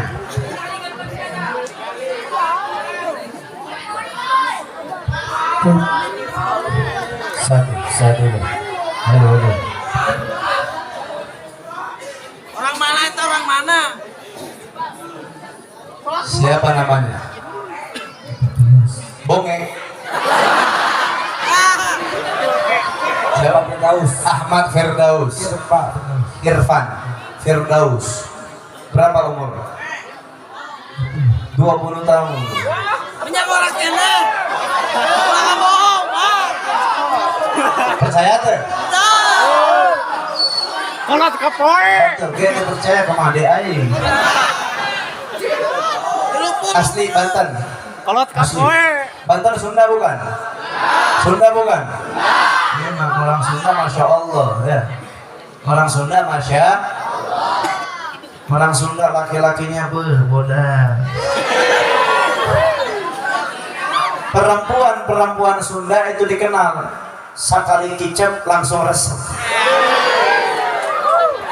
Lain sih ya, saya mantep.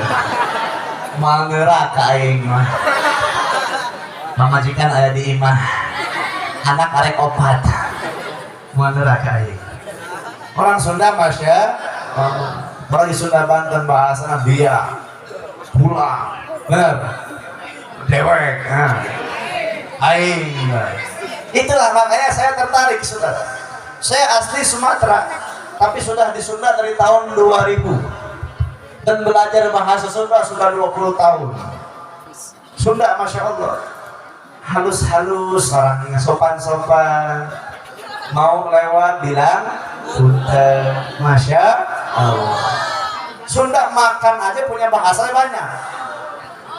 Jajablok, nyatu, lolondok, nanti, ceking, poang, dahar, mam, madang,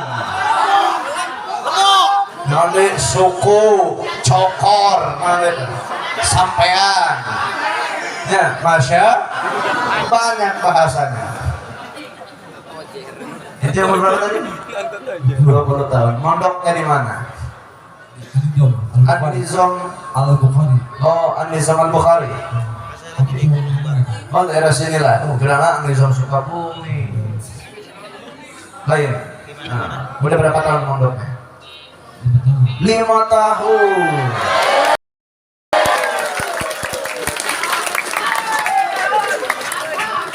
Itu gurunya siapa namanya? Siapa guru sorangan poho?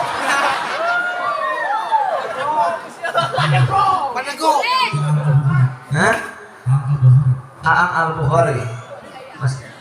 Kiai Haji atuh, Mang. Kita doakan mudah-mudahan Aang Al-Bukhari dipanjangkan umurnya oleh Allah Subhanahu wa taala. Sehat walafiat. Allah pesantren ini berkah dunia akhirat. Santrinya saleh salehah, tayyib tayyibah, mubarakah di dunia wal akhirah. Amin ya rabbal. Umur 20 tahun geus boga kabogoh can sia.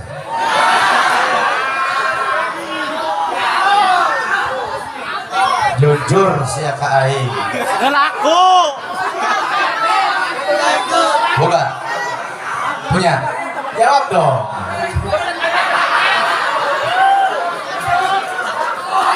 Punya pacar? Jawab atuh. Siapa nama pacarnya?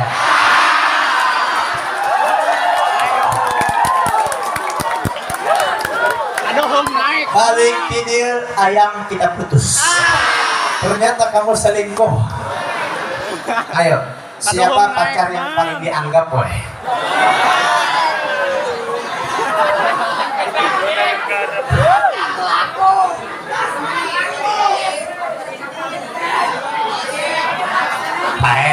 Siapa? Sudah biarkanlah ya. Sia balik dia kau yang doakan putus kabeh sih. Mondok 5 tahun, tambahlah deui 2 tahun, namun bisa menepi ka tamat, gawe kedeung deui nikah. Insya Allah nikah mon. Pada kan? Makanya kawin wae sia. Nikah mambung kawin dilajukeun ya. Om Jorik, Mang. Tolong diartikan. Man qala qala Allahu fa huwa kafir.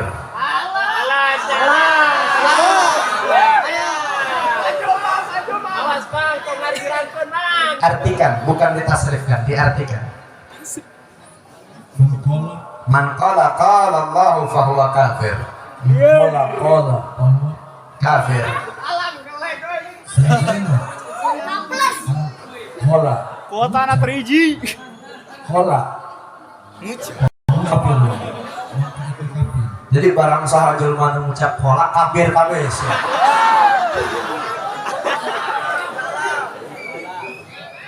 Tahu jawabannya? Tau sare wae Mang ngajina. Nyerah moal. Nyerah moal. Dia ayat 3 pertanyaan. Ayat 3 pertanyaan. Nu kahiji nyerah moal. Halo. Nyerah we Mang da teu bisa. Man qala qala Allahu fa huwa kafir. Sajalma mengucap Qala mengucap Ngucap. qala Allah. bahwa apa Nyerah. Man barang siapa qala yang berkata qala yaqulu qiyalatan Allah itu tidur walau sejenak fahuwa kafir, maka dia kafir. Oke, berkurang 50.000.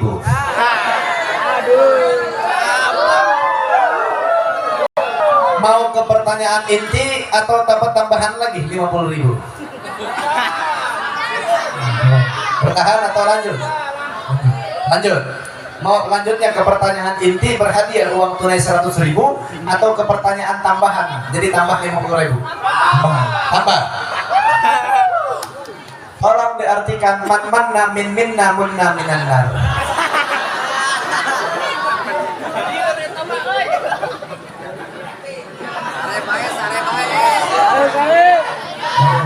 Ada yang bisa jawab? Yang bisa jawab dapat 50.000 siapa ya? Man manna min minna munna minan nar. Ada sih yang mimin, kakak aing mimin teh. Nyerah? Hah?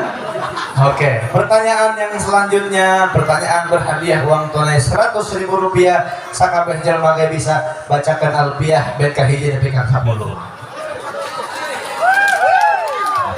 Pakai syair, pakai lagam sih ya.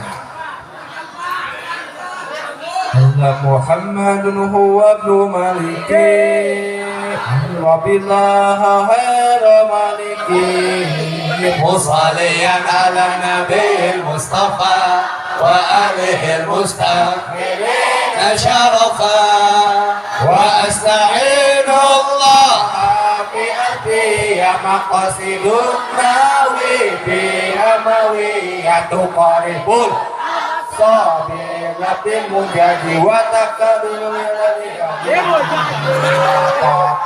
diri jambi garis suti baikatan alfiyatan limuti Ramadan Allahu yakin kata rabbina alamuna labdun mubidun kastakim wasun wapilun summa hakuni kalim waduhu kalimatun wakul amwakil matun biha kalamun koju'am bil jari watanwini wanita wa'al wa musnadil ismi tangi sulasa bintapa al-tawa atat wa yab'ali wa nunu akbila nabilun yanjali wa madiyal ab'ali bitabin wasim binuni bildal am. Tepuk tangan dulu dong semuanya. Subhanallah. Dia paling tinggi itu langsung hilang hafalan gini sih. Langsung gak oke. Tapi yang saya lihat bukan daripada bisa ataupun enggak, nah sekalipun budak-budak majukah Arab tuh bisa alfiah tuh bisa ngajawab kabeh, tetap saya bakal kasih uang tunai 100.000 rupiah. Saya hargai keberanian Anda walaupun bari ngaderek-dek oke. Kenapa sih? Ayah pacar saya dia. Ayah. Yang mana? Gak bogosnya yang mana? Ayah. Anu hidung. Mudah-mudahan jadi anak yang soleh, yang taat. Kok pacaran sih maksiat katanya. Putuskan. Saya rek balik kan itu, pada di dia apa balik ke alam masing-masing? Balik kan itu ya. Berkah insya Allah. Tepuk tangan dulu buat si Ujang.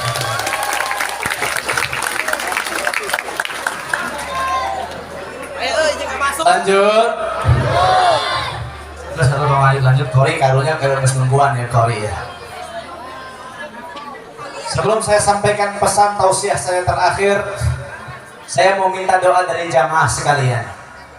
Insya Allah ini jamaah udah pasti lebih dari 40 orang dan doa lebih dari 40 pasti digobul sama Allah. Doanya buat siapa? Buat saya pribadi. Doain, alhamdulillah saya punya istri sedang mengandung anak keempat saya. Yang sekarang usia kandungan sudah 7 bulan. Doakan mudah-mudahan lahiran dengan normal dan ketika lahiran ibu anaknya sehat walafiat. Itu yang pertama. Yang kedua, saya juga minta doa dari para jamaah sekalian, mudah-mudahan dari kota Ciamis itu adalah pendatang. Karena aslinya kita sudah tinggal di kota Bogor.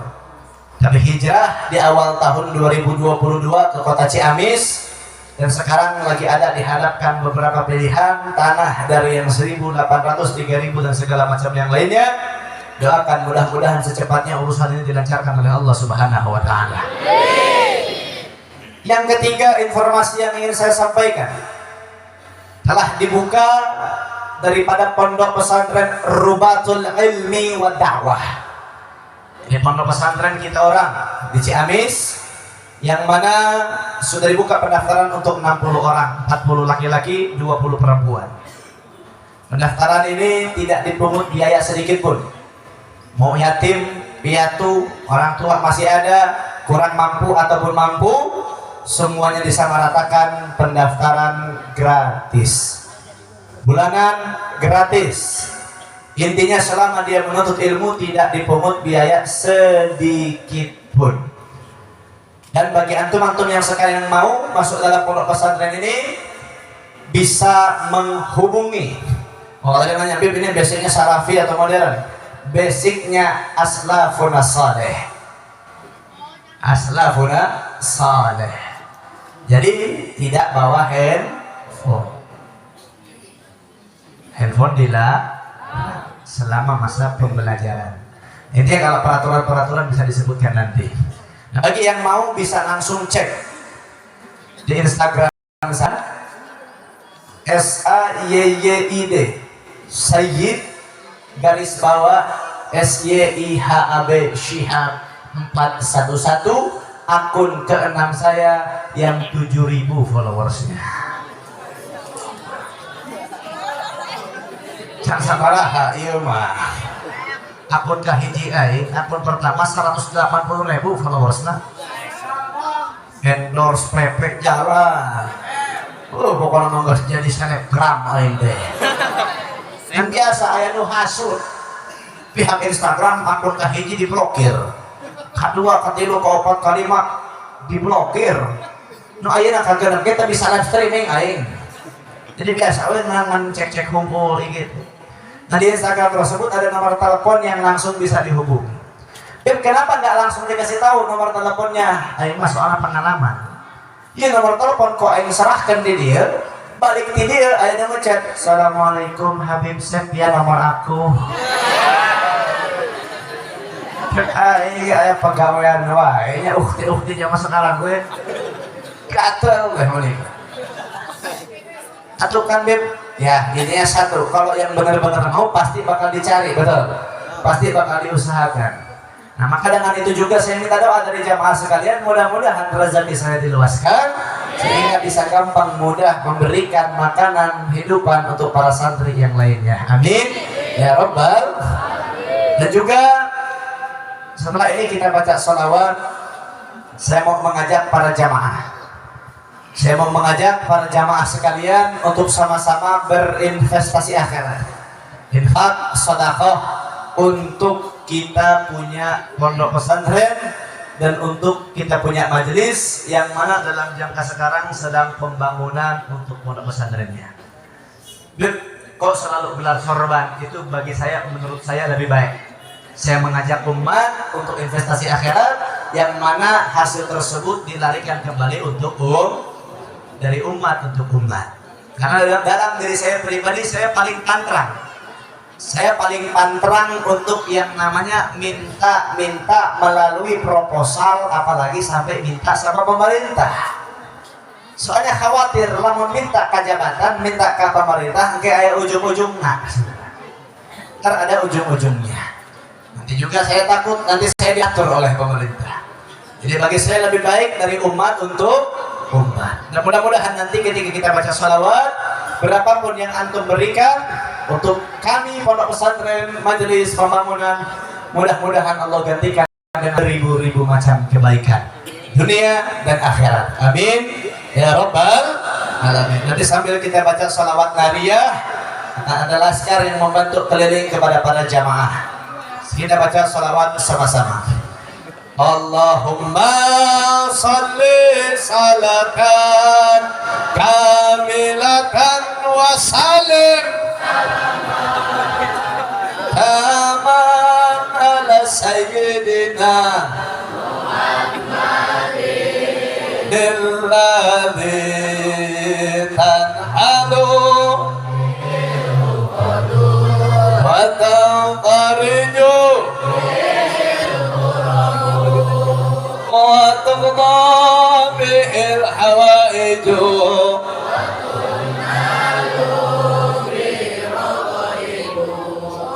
wa husnul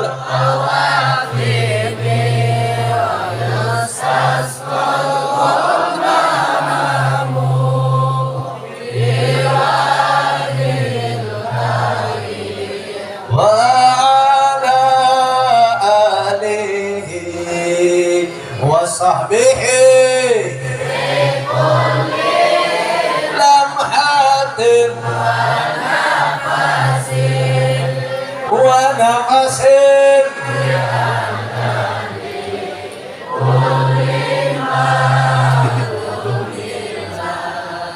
Allahumma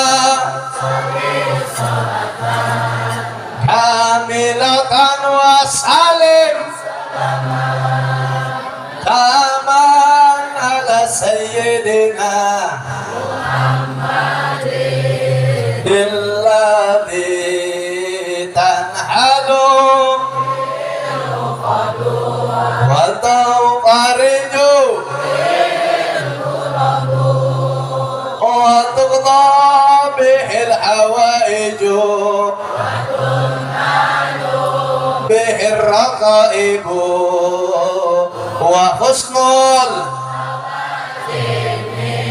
wa yustasqal biwajhil karim alihi wa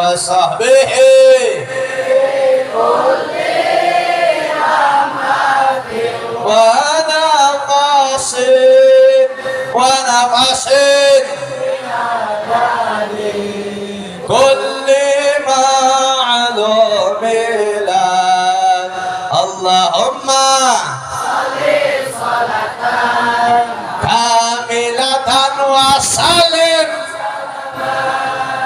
taman Muhammadin alladhi tanhalu wa tafariju wa tudabihil hawaiju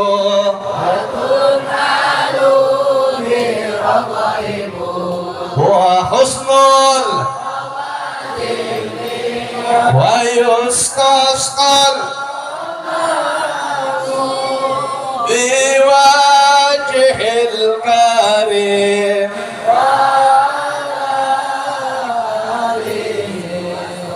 wa sahbihi fi kulli lamhatin wa nafasin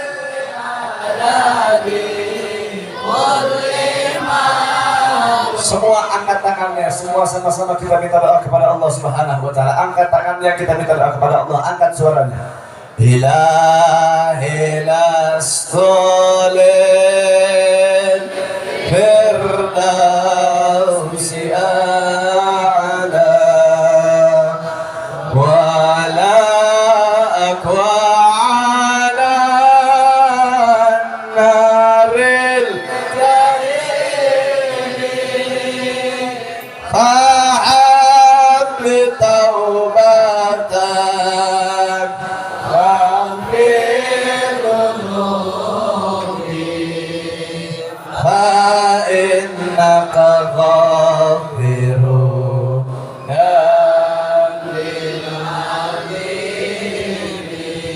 aduh Gusti abdi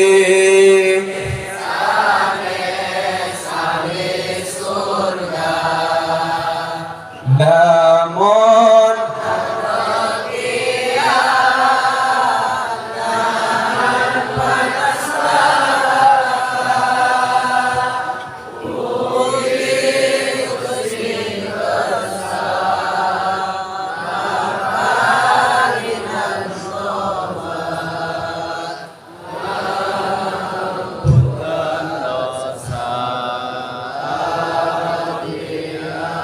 terakhir lebih semangat lagi. Aduh Gusti abdi sanes ahli surga namun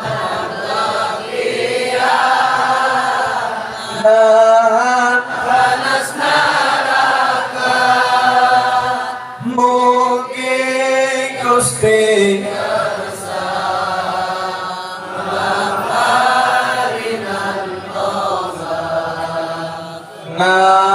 ngahampura dosa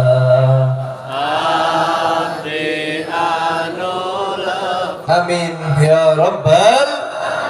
Insyaallah mudah-mudahan dengan berkahnya acara ini dosa-dosa yang telah kita lalui dahulu masa sebelum hijrah tahun baru hijrah ini kita banyak melakukan dosa. Mudah-mudahan di tahun sekarang Allah hapuskan dosa-dosa kita.